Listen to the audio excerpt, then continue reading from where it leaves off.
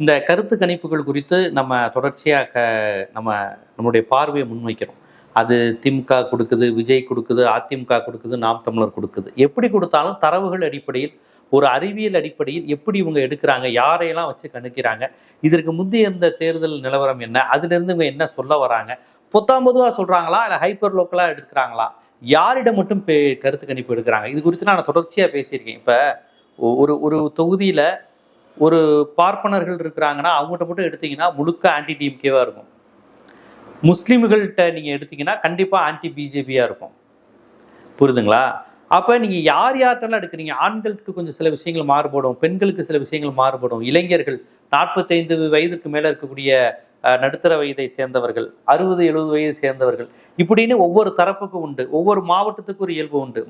மதுரையினுடைய இயல்பு எங்க இருந்து தொடங்குது? காங்கிரஸ், அதுக்கப்புறம் எம்ஜிஆர் மாஸ், ஜெயலலிதா மாஸ், இடையில திமுக அங்கே ஜெயிக்குது. மேற்கு மண்டலம் ஜெயலலிதா தனிச்சு நின்ற போதே ஒரு மிகப்பெரிய வெற்றியை தந்தது. 27 சீட்டில் 20 சீட்டு என்னமோ ஜெயலலிதாவுக்கு தனித்து நின்ற போது சேவல் சின்னத்தில் தந்த பகுதி. இது போக எல்லையோர மாவட்டங்களில் தேசிய கட்சி தன்மை அதிகமாக இருக்கும். சில சமயம் இடதுசாரிகள் கூட இருப்பாங்க. கன்னியாகுமரி தமிழ்நாட்டிலேருந்தே ரொம்ப டிஃப்ரெண்ட்டாக இருக்கும். அப்போ இந்த வட இந்திய ஊடகங்கள் கருத்து கணிப்பு நீங்கள் கன்னியாகுமரியில் எடுக்கிறீங்களா, மதுரையில் எடுக்கிறீங்களா, கோயம்புத்தூரில் எடுக்கிறீங்களா, தலியில் எடுக்கிறீங்களா?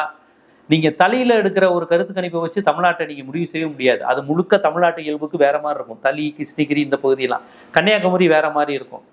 டெல்டா எடுத்தீங்கன்னா டோட்டலா திராவிட கட்சிகளுக்கு சார்பா வரும். வட தமிழகம் பாமகவும் எக்ஸ்ட்ரா சேர்ந்து வரும்.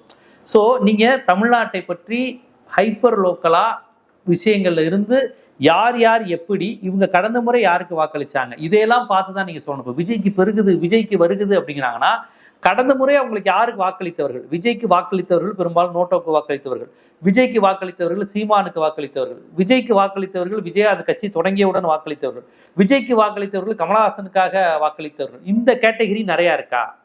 இல்ல திமுக அதிமுக இருந்து பிரிஞ்சு வந்திருக்கா? இதை நீங்க கிளாசிஃபை பண்ணணும், பிரித்து பார்க்கணும்.